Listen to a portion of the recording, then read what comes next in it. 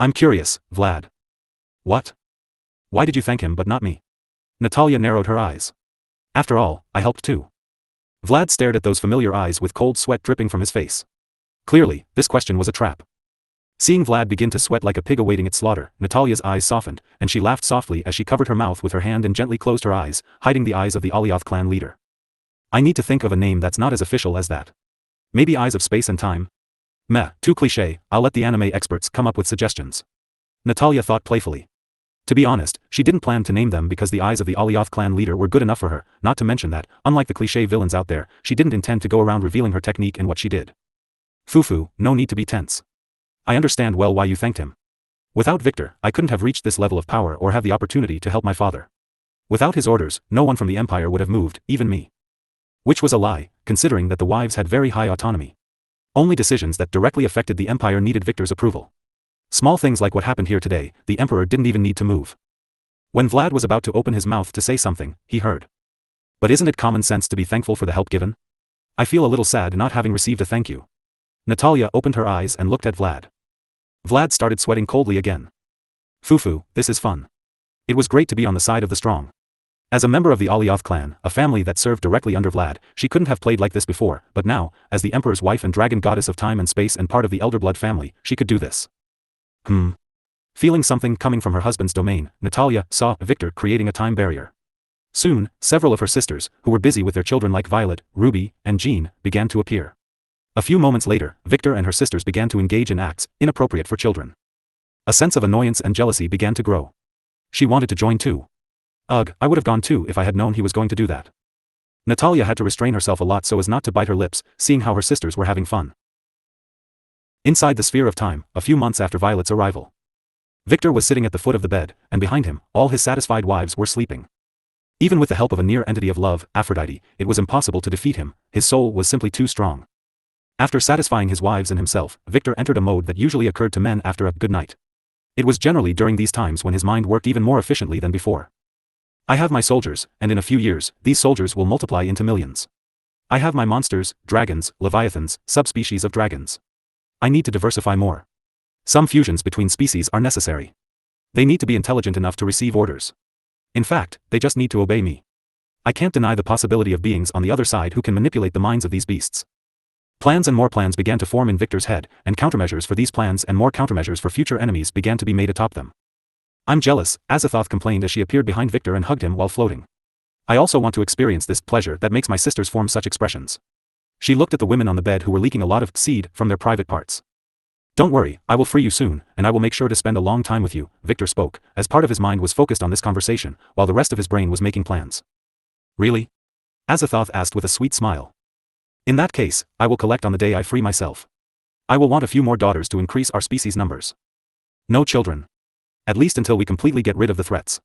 Unlike Yog, who was needed to build a bridge between Victor and Azathoth, more children now would be counterproductive, considering the current state of things. Azathoth pouted. She did not debate this with Victor since she knew he was right. She blamed mainly the primordials who did not accept her benevolent presence. I will make sure to consume them completely. Victor did not even need the connection between them to know what his wife was thinking. To be honest, he understood the primordials a little. Azathoth and his existences were like cancer to a cosmos. They would enter, prey on everything, and move on to the next universe. They were outer gods that preyed on an entire existence. Of all his wives, Azathoth was undoubtedly the most dangerous. He didn't need to get stronger just for his family but also to control this wife of his. This tacit understanding was something they both knew but didn't talk about, after all, it was the nature of an outer god. The greater outer chaos would control their entire universe.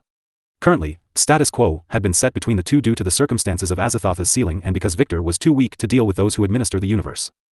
Despite their thoughts on the matter, in the end, it was all about who wore the pants in the relationship. If Azathoth won, this universe would undoubtedly fall into chaos. If Victor won, the universe would also fall into chaos, but it would gain a certain order in the midst of it all. And Victor was confident in winning. After all, the biggest Yandere in the room was him. Getting up from the bed, Victor walked towards the window while his body was covered by a robe. Azathoth continued to hang behind him like a lazy cat. Let's speed up my plans. Yay, do you want my help? No, just stay with me for a while, I've missed you. Azathoth went in front of him and hugged him again. Victor gently stroked Azathoth's black hair while she just showed a big, satisfied smile. In this form, she could do the act that her sisters had been doing prior to now, but she wouldn't feel as much pleasure as her sisters since the soul in this body was just a fragment and not her entire soul. The act of copulation between the gods was something that completely united the souls between the two, and because of that, even being goddesses, they wore themselves out. I really want to know the feeling of my soul completely joining with my husband's. It seems like a lot of fun. She breathed deeply the sweet scent of her husband. Ignoring Azathoth's actions, Victor's violet eyes with crimson tones shone slightly, and soon his consciousness divided into four. All of them were Victor, and all of them were controlled by him. With his ridiculously sharp mind, doing several jobs simultaneously was ridiculously easy. Victor hated the thought of independent clones. He was much too possessive to let such beings near his wives and daughters. Clone 1 POV. Leviathan's Dimension. Arriving in the dimension that was made entirely of water, Victor snapped his fingers, and soon the entire dimension, once shrouded in darkness, was illuminated. The moment he did so, hundreds of thousands of enormous monsters were seen looking at him from a distance.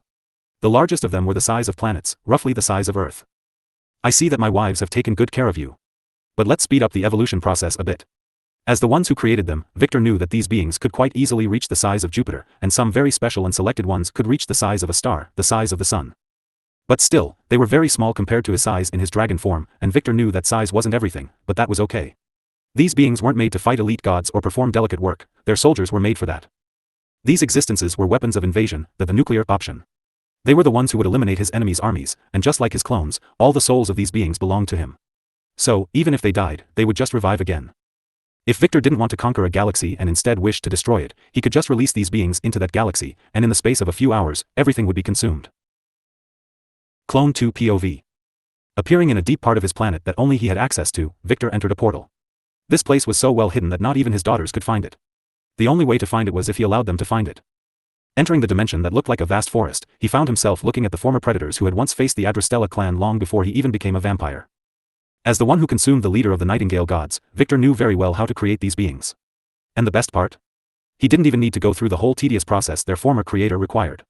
With his creation, dream, reality, and his nightmare form's distortion powers, he could give life to these creatures and make them the worst nightmares of sentient beings. You will be my minions for targeted planetary invasions. An option for when Victor only required specific groups on a planet to be destroyed, rather than the entire planet's population. As the one who consumed the leader of the Nightingale gods, Victor knew very well how to create these beings. And the best part? He didn't even need to go through the whole tedious process their former creator required. With his creation, dream, reality, and his nightmare form's distortion powers, he could give life to these creatures and make them the worst nightmares of sentient beings. You will be my minions for targeted planetary invasions. An option for when Victor only required specific groups on a planet to be destroyed, rather than the entire planet's population. Some may think that Victor was behaving excessively by preparing so many different types of forces for specific duties, but if someone said that to Victor, he would say that one could never have enough soldiers. The universe was infinite and constantly expanding. In the upper sectors, there were civilizations composed of trillions of sapient lives, and that number was even higher if you included non-sapient lives. Let's make things interesting. I will make some alphas to control you more precisely. Victor said as he raised his hands and activated his authority, and soon, the world around him began to change.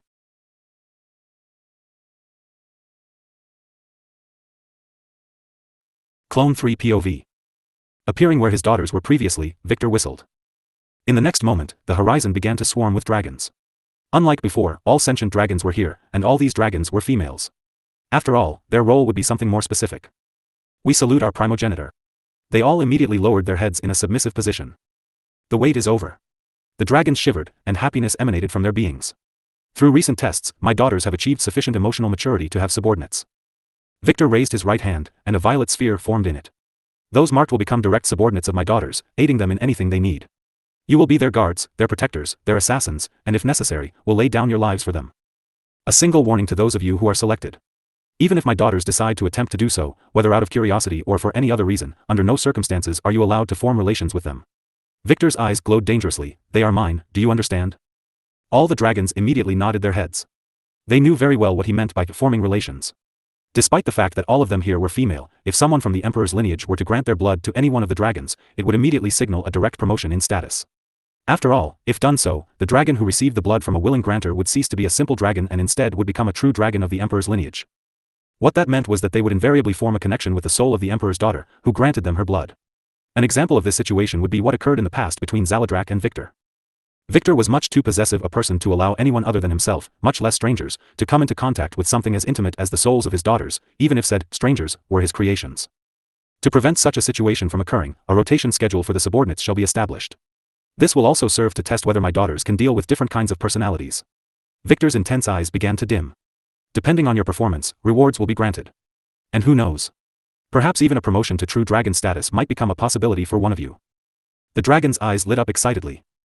Carry out my orders, and remember, although you are servants of my daughters, ultimately, you are my servants. My orders will always take priority. He didn't even need to say this since, to them, the primogenitor's orders were absolute. After all, everyone here knew that, if he deemed it necessary, Victor could simply erase them and create new, more loyal dragons. Those who are not chosen need not be saddened, for you will serve my empire directly as draconic soldiers. War is coming, and in this war, everyone will have opportunities to shine. The moment he said those words, the orb in his hand dissolved, sending beams of violet energy into the sky. In the next moment, these beams of energy swiftly changed their trajectories before arriving at specific dragons among the lot of them. Each dragon hit by these beams received a qualitative improvement in their power, several minor support abilities, and some additional abilities derived from the gods Victor had consumed. With his current powers, it was very easy for Victor to copy and grant powers he'd gained from other beings to his creations. Of course, he would not be granting them the complete version of these divinities from which these powers were derived, but instead would bestow upon them the ability itself. Still useful and certainly very powerful, but incomplete without the corresponding divinity. After all, it was necessary to leave room for growth so that these beings maintained their motivation to improve. The carrot and stick tactic was something Victor had completely mastered. He was even thinking of writing a book called 101 Methods on How to Govern an Empire Efficiently and giving it to those incompetent god kings. Clone 4 POV. Earth, the territory formerly known as Australia. A hypocrite, a monster, I am. But even I would not do what you have done here. Victor spoke with disgust as he stared at the bodies of male and female children who were bereft of their limbs and organs, just empty carcasses of what they were once before. Human men and women, who had believed that sacrificing children to the god of fear would grant them some form of strength, were floating with their mouths sewn shut in midair. I admit that, over time and throughout my existence, as I came to grow stronger and stronger, I often questioned the futility of my morality. After all, with my power, I can reshape reality as I please. But seeing scenes like this reminds me of my ideals that were granted to me by the important people in my life. A god without morals and principles will become trash like Zeus. A god with too many hypocritical morals will become short-sighted like Odin who, even after sacrificing his own eye for wisdom, would still make mistakes because of his ego. I must remain balanced, just as I have always been until now. I thank you. Because of the existence of fools like you, I will always be reminded of who I am and will remember that I must not lose myself. After all, power corrupts, and absolute power corrupts absolutely. While floating in his emperor form, Victor declared, martial honor is my dogma. Slay those who point their swords at you, even if the one doing so is a child. After all, if someone raises a sword, they too must be prepared to be cut themselves. Murder is my principle. It is not wrong to kill a rival for your goals as the struggle between interests promotes growth. I am war in its purest form, I am destruction in its most intense, but I am also creation, home, dreams, nature, and life. A contradiction, I am. In a way, I represent the very essence of what sentient beings truly are. After all, no one is entirely good, and neither is anyone entirely evil. Even Diablo, the one hailed as the primordial evil, committed a small act of kindness. The Heavenly Father, the one whose existence is known for his compassion, can and has committed unimaginable atrocities. From a god's point of view, good and evil make no sense. The bodies began to writhe in the air. Because of this, principles are important, morality is important. When you are a god, your actions depict the kind of being you are, not your words. And even I, at my most evil, have never touched the innocent soul of a child. Rejoice, maggots. You prayed to the god of fear for power. And now you will be granted these powers. In the darkest depths of hell, a special place awaits beings like you. A portal to hell was opened, and in the next moment, all these humans were cast through, arriving at their new home where they would suffer for an indeterminate amount of time. Even if they begged for mercy, they would not receive it. Their minds would not be broken, and their spirits would not be shattered. Their newly granted powers would not allow it. All that awaited them was suffering. Looking at the scene of dismembered and gutted children once more, Victor was reminded of his daughters. He was reminded of the day they were born, of the first time he laid eyes on each of them, and his heart twisted a little. I could revive them, it would be as easy as snapping my fingers. But it would be a meaningless action, one that would likely prolong their suffering. They were orphans of the war that Diablo waged against the world. They deserve a new beginning, one with a loving family. The bodies burned to ashes, and their souls appeared in Victor's hand. So pure. Not even a visible stain in sight. At least their deaths were quick, and they did not have to suffer. He sighed. May the blessing of home be with you in your next life. Instead of returning these souls to the cold primordial system, he sent them straight to his paradise, where they would eventually be reborn into a family among his people. Oda, Hassan, Abnosimai, Yggdrasil. Yes, master. The three men appeared behind him. The world tree of Earth appeared next to the men and looked at Victor. It's time to put Earth under my total control. The behind-the-scenes actions are over. The treaty needs to be broken. Finally, humanity will definitely prosper under the wise hands of the Emperor, Hassan said. Since when did you become such a flatterer, Hassan? It's not flattery if it's true, Hassan said seriously. Victor smiled faintly. We'll do as the Romans did, Oda said. 14:18. About the other gods, what will you do? Yggdrasil asked. The Celts won't do anything, they are too weak to even try. The other gods don't even have functioning pantheons, and the angels are my allies, so they won't do anything either. But the Hindu pantheon? I will give them a choice. We'll do as the Romans did, Oda said. Exactly. Conquer them, then integrate them into our culture. That's the most effective option for dealing with a large number of new beings in the future. Problems definitely would occur, but these problems would be minimal within the Emperor's sphere of influence. No one would dare raise their voice. Victor was simply too immense a presence, and his wives and helpers were no different. Despite all this, Victor had to play it right. The carrot and stick method needed to be applied. After all, no one would refuse the desire to become stronger. Little did they know that this same desire would make their integration much easier. Power corrupts, and absolute power corrupts absolutely. But corruption can be guided. That was how Victor brought peace to one of the most problematic races, the demons. My disciple. A portal opened, and the high priestess of the blood god's religion appeared. Master. Your work in the days ahead will be extremely important. Religion was a useful tool. Just like politics, they were tools of control. To maintain a huge empire in the future, religion was necessary, as well as good politics. An effective religion has the effect of doubled control. The more beings that believed in Victor, the more their minds would be free from control by external gods. A meritocratic policy where everyone in society was useful no matter what type of talent they possessed would ensure even greater control. Victor created a vast spider web, and all who entered it could not escape his sphere of influence. All for the Emperor of Humanity. Now go, the plans have already been sent to your minds. Complete your roles. Yes. Aidnosaimai, you stay. As soon as the others left, the ancient heroic spirit looked at Victor. Are you satisfied with your current state? To be honest, I am. Being a spirit is convenient. The man opened the fan in front of him. Do you not wish to ascend further? I merely wish to observe. What kind of society will the husband of my disciple create? I wish to see that. I have witnessed near the entirety of your journey up till now, Victor. From a simple vampire to what you are now. I wonder, will you be the same in 1,000,000 years? I wish to see that.